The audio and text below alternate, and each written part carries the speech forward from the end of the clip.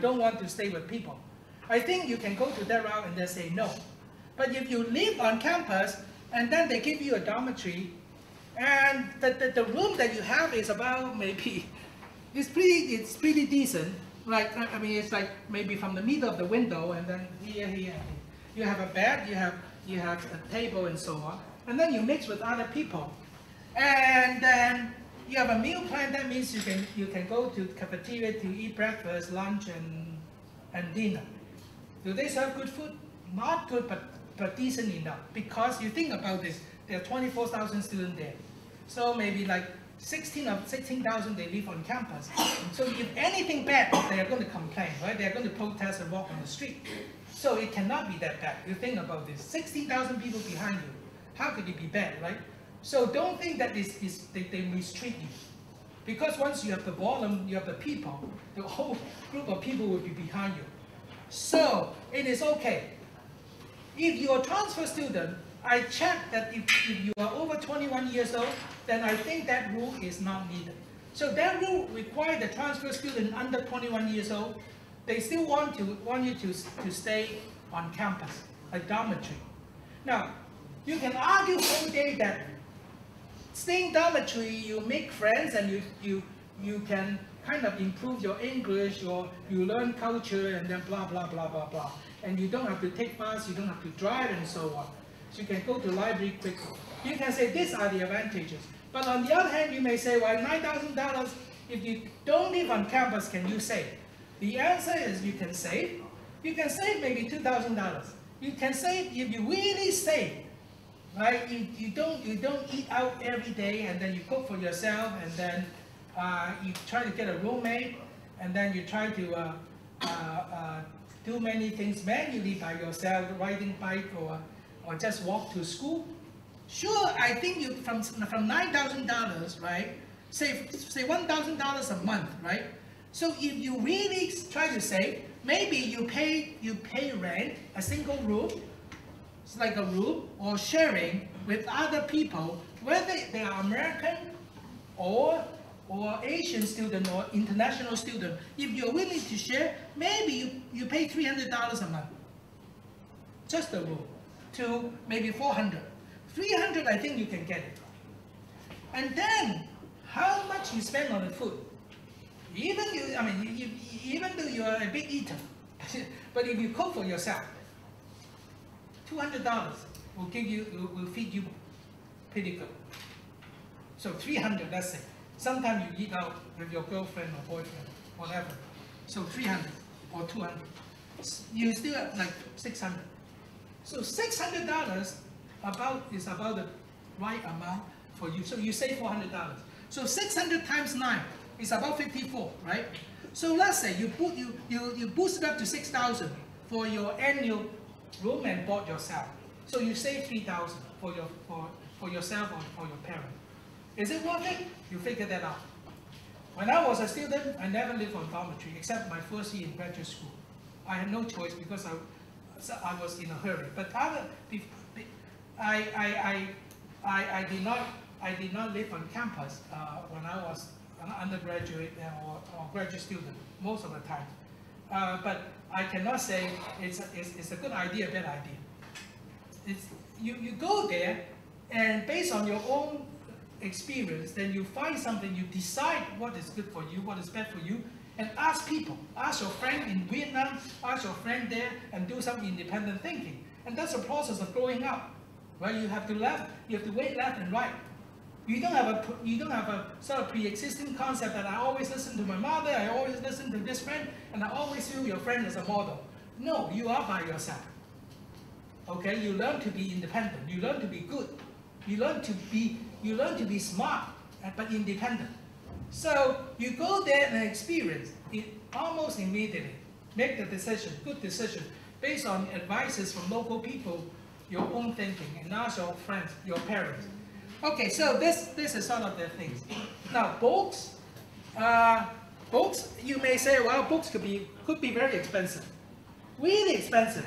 Like if I read, I ask the student to buy the textbook I use. It's $150 US. $150 for a book. It's not worth it. hopefully this is not related, this will not show to the professor who wrote the book. So it's not really worth it, but it's very expensive. So $150 for one typical book, calculus, thermodynamic, maybe even higher, and so on. So now every semester you are going to take 5 courses, generally.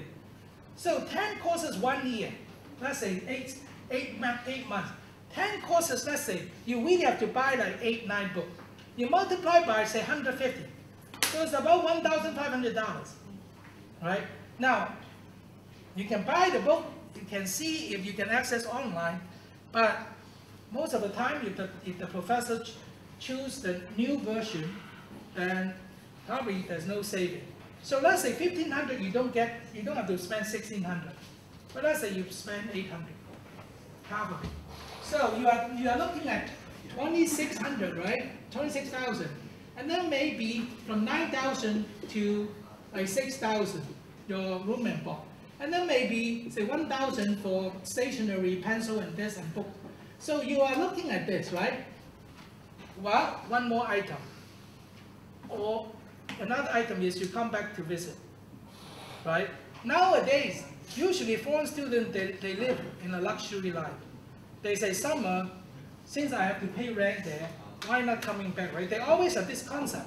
Say, if I pay $500 per month living there, why not I save this $500 and for 4 months and you come home?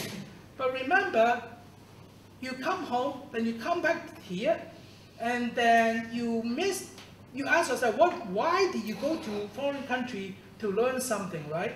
In those 4 to 5 months, are there any ways for you to learn and grow at the same time? And you waste that 4 or 5 months of your life, right? So you have to think about this. But nowadays, because flying is cheaper, so we just fly. So if you do come home, you think about this, right? I erase that, the ticket. Maybe from 1,200 to 1,500 to 1,600, you have to add on it. But you save the summer. And another item is almost needed is insurance. This is a killer. Don't gamble. Many foreign students, in fact many Americans, they think that, well, I don't really need, I'm strong, right? 19 years old. How could it be bad? If it is bad, you take some antibiotics. Well, the system in the world, not just in the United States, is set up to catch people like you. Most of the time, probably 10 years, you don't go to doctor, you don't spend a dime. But if you make the mistake once, then that's it. That's it. You may have an insurance bill like 100,000, 200,000. Okay? If you break your leg, for example, if you ride your bike and break your leg, you go to emergency. Each night is about $4,000 US. If you stay there for 4 nights, think about it. Operation may be 100,000. Of course, you may say, I don't pay. Well, if you don't pay, they go after you. If you don't care, sure, then your credit rating will be bad. So how much is the insurance? For students, they give you a break. It's about $1,300 a year. It's another 1,000, right? So I advise you not to say 1,300. Okay? You may say, if you don't go to see a doctor, you don't take any pills and drugs, you are going to see this $1,300 gone, right? But actually, it's not to compared to the local American. For example, I pay close to $1,000 each month. Each month. And the student pay $1,300 per 2 semesters. So you think about that.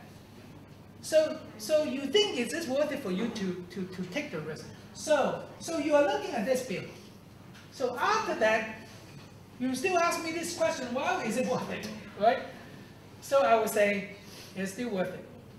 You cannot really count this out because if you live in Vietnam, you are still paying that much. You still pay some money. It is this part that is costly, right? So if you ask me the opinion against, then I would say yes. You should, if you can afford it. You look back and you will say, yeah, it's worth it. So now this is about money. So now I go to the specific departments and I say, well, if you come to OSU and study computer science, I can only assume that you study computer science, but if you study something else, you can go to the website. So what will be the CS requirement? Now, again, I do not know your background, and I do not know, being a transfer student, what kind of courses that you have taken and then they deserve credit. You may have taken like physics, chemistry, biology, or English, or some literature, or something. They give you some credit, right, for the 2 years. So the additional 2 years, being a computer science major, and you want to earn a degree in computer science major, what kind of courses you need? Now, if you start from a freshman, right, assuming that you have no background in computer science, you are going to take about 12 to 13 courses in computer science in the 4 years period. Okay, now then maybe plus minus epsilon, plus minus 1, but I'm pretty right. So what kind of courses they expect you to do, start from first year? You are going to take, for example, computer science 1, computer science 2, and then algorithm, discrete math, and for example, automata. Now I type because they are kind of clustered together. And then operating system, computer architecture, programming languages. Okay? And so you can see 1, 2, 3, 4, 5, 6, 7, 8. And then you are supposed to take like maybe some elective in computer science, right? Okay, there's a numerical method as well. This is really strange. Most universities, 99.9% of other US universities will not require this, but in our school, we still require students to take numerical methods as a compulsory course, undergraduate. So you can see 1, 2, 3, 4, 5, 6, 7, 8, 9. And then you have some choices like you can take, say, AI, data mining, software engineering, machine learning, computer networks, right? Networks, or some mobile application, or video game development, and so on, right? Database, and so on, right? So these are not required, but you are encouraged to take. So in other words, in addition to so-called this core, usually these are first year, second year people finish, or first year. And then this would be like second year, third year. And then this would be like third year. Third year they take. Now, then this would be like fourth year or third year you take. So you will see that they may take a software engineering, data mining, or machine learning, or some mobile app, or some, depending on your interest. If you're interested in application, you may go to this, right? But if you're interested in really traditional core courses in computer science, you may continue to take some graduate course in algorithms, in automata, or in operating system, advanced operating system, advanced architecture. So we have courses here, the traditional things that more advanced, right? So this is the sort of the menu. Now you may ask me, is it good program or bad program? To be honest with you, I would say just okay. Certainly, if you go to UCLA, UC Berkeley, Stanford, Harvard, MIT, Princeton, Cornell, Brown, and UT, Austin, all these places, no doubt they are better. They are better in many ways. Teachers are better, facilities are better, and most importantly, in my opinion, is the students are much better. Because in a lot of classroom things, you learn by talking to your friends. You don't just learn by talking to the teachers, because you talk to your friends and say, well, let's look at the idea. And that's how you learn, because you talk with your friend almost daily. You talk to the instructor maybe 3 hours a week, 3 hours a week for one course, right? So if you look at that, then I would say yes, they are better. But remember, they also pay more, right? And also, doesn't mean that OSU is bad. I would say decent. Well, what do I mean by decent? If you finish with a bachelor degree in computer science, then you want to say, now that's what we mean by decent, that the degree prepare you. If you want to say, I want to go to graduate school, does it allow me, if other schools look at your bachelor degree in computer science from Oklahoma State, do they think that it's a worthwhile program to accept you as a graduate student? And then the answer is yes. Obviously, if you compete with someone from Berkeley in the same application, you are at a disadvantage. But you will still qualify yourself to go to good school, because we have seen our bachelor students who went on to go to Berkeley, who went to go to Colorado and somewhere that are better than Oklahoma State in terms of academic standard. So in other words, your degree is worth for someone. One thing, right? Second, if you say, well, if you go to do internship in summer, so suppose in the summer you don't come back. You say, I want to work for Walmart. I want to work for maybe Amazon. I want to work for Google. Well, they always come to Oklahoma State, including Oklahoma State. They recruit students from Oklahoma State. You know, it's very common in the United States that all these big companies, big banks, big software houses, they go around the United States on campus and they interview students. So the students on 2 days, usually in one semester, they will dress up if they want to work. They will dress up and prepare a resume, and then they try to they would talk to the recruiter, and the recruiting agency will look at your resume. Well, what have you done? Have you learned, say, algorithm? Have you learned machine learning? Have you learned this and that? Now, this doesn't mean that they look at your resume completely based on your courses you have taken. They also talk to you. They see if you are a person that is honest, that you know what you're talking, you don't just boost something, right? So through that, they engage with you and then make the decision whether they make you an internship, like for 4 months. And all the things, or eventually you finish with your bachelor degree, and you get recruited, or you go to East Coast, go to West Coast, go to Dallas, and then see if they would hire you. Most OSU students who graduated from computer science in the last so many years, most of them, they get employed. They get employed. So in the sense that after they get their master, after they get their bachelor degree, at least the degree means something, right? They can go to graduate school, some graduate school. They can get jobs, okay? Then they can get decent jobs, East Coast, West Coast. And some of them return. That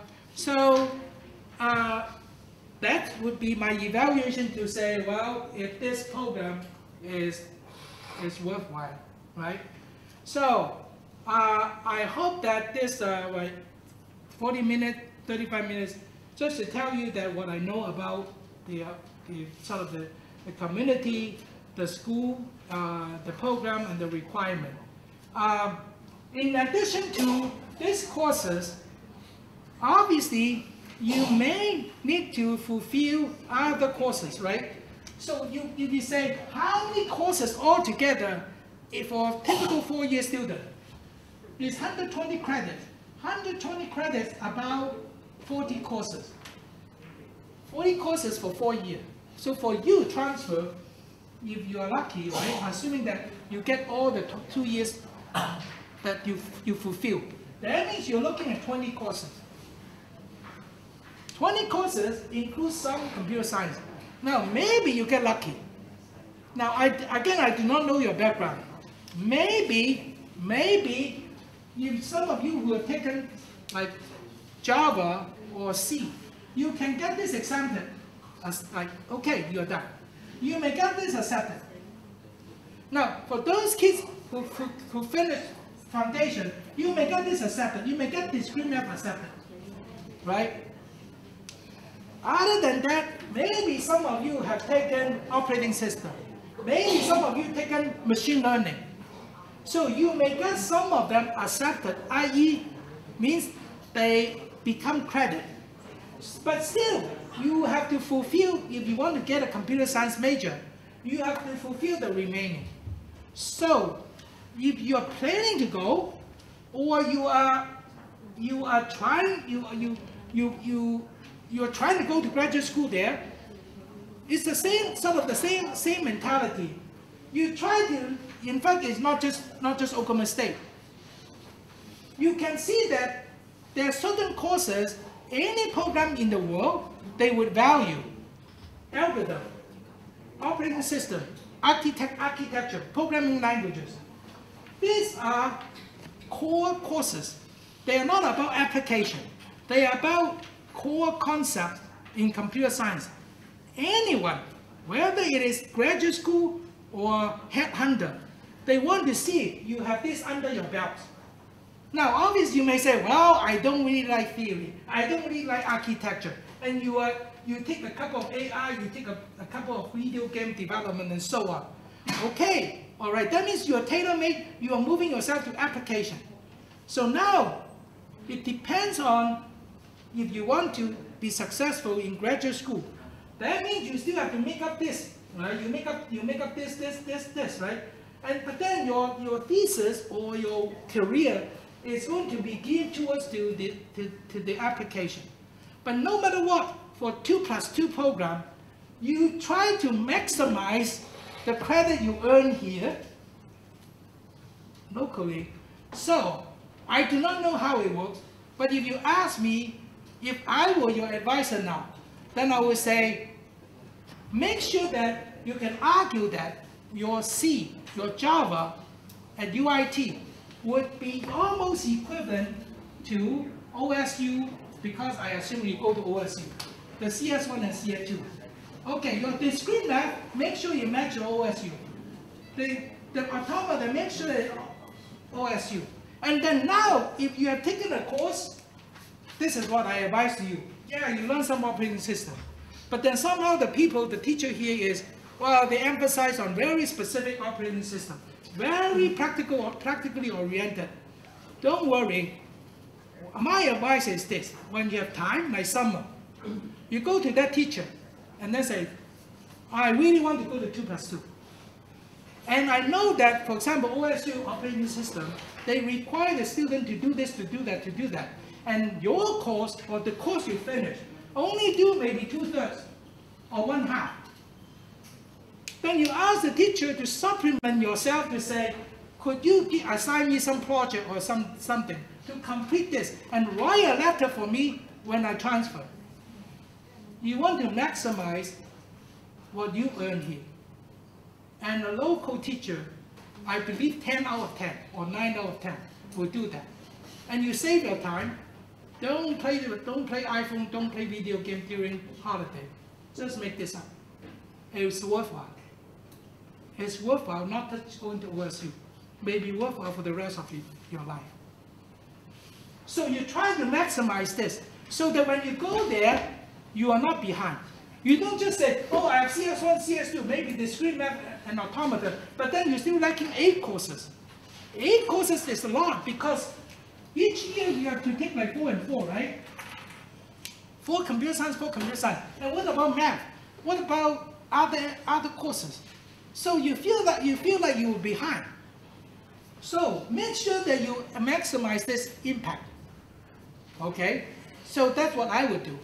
If you have taken similar courses, make sure that what you cover in the course match perfectly well or exceed or close to what OSU requirement.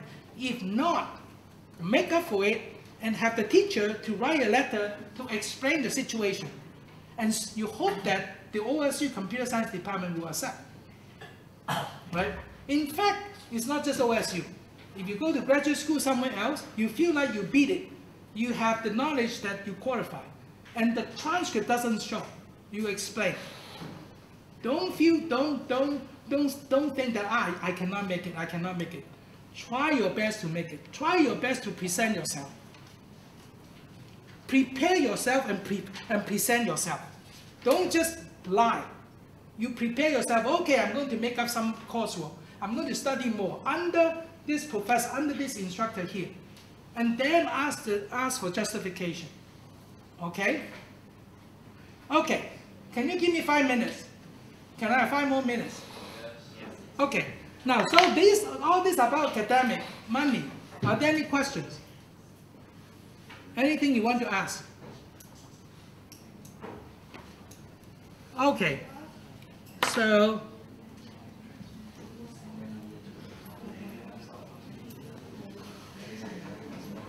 okay.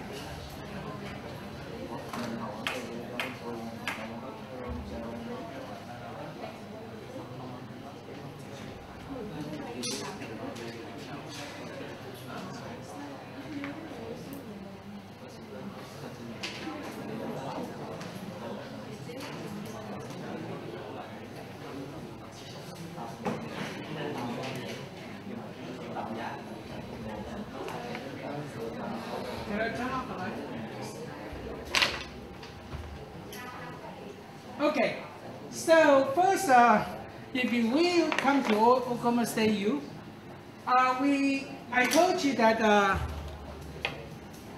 I don't know why, maybe the transmission of the picture is not, somehow this thing is missing. All right, so now Oklahoma State is a pretty big campus because Oklahoma State is really a sparse community. So it is not like other so-called urban universities. So most big state universities in the United States, it happen to be like that. You see that the entire actually is more. But these are some of the bird views of the campus. You see, this is a football field. Football is important. Sports are all very important for university in the United States. So you can see that it's not very dense, right? It's not like here. So for example, I think probably the building I have is somewhere around here. So in fact, it extends. But this capture probably you have an idea, say of the campus. Students live around here, and then they can walk to school, like maybe 5 to 10 minutes.